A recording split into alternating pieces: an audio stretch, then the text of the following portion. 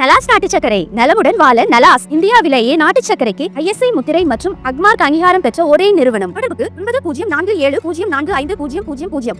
திமுக கொடுத்த தேர்தல் வாக்குறுதிகளை அடுக்கி அவை என்னாச்சு என தமிழக பாஜக தலைவர் நயினார் நாகேந்திரன் கேள்விகளை தொடுத்துள்ளார். கடந்த 4 ஆண்டுகளில் 24 லாக்அப் மரணங்கள் நடந்திருக்கிறது. ஆனால் முதல்வர் ஸ்டாலின் சாரி என சொல்லுகிறார். கொலையை செய்துவிட்டு சாரி என முதல்வர் ஸ்டாலின் சொல்லுகிறார் என்று நயினார் நாகேந்திரன் விமர்சித்துள்ளார்.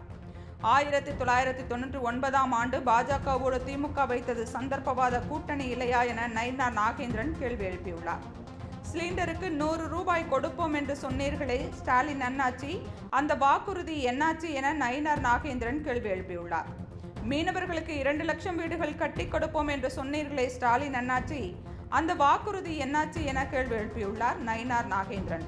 தூய்மை பணியாளர்களை பணி நிரந்தரம் செய்வோம் என்று சொன்னீர்களே ஸ்டாலின் அண்ணாச்சி, அந்த வாக்குறுதி என்னாச்சு என கேள்வி எழுப்பினார் நயினார் நாகேந்திரன். மின்சாரத்தை தொட்டால்தான் ஷாக் அடிக்கும், ஆனால் மின் கட்டணத்தை பார்த்தாலே ஷாக் அடிக்கிறது என திமுக ஆட்சியை நயினார் நாகேந்திரன் விமர்சித்துள்ளார்.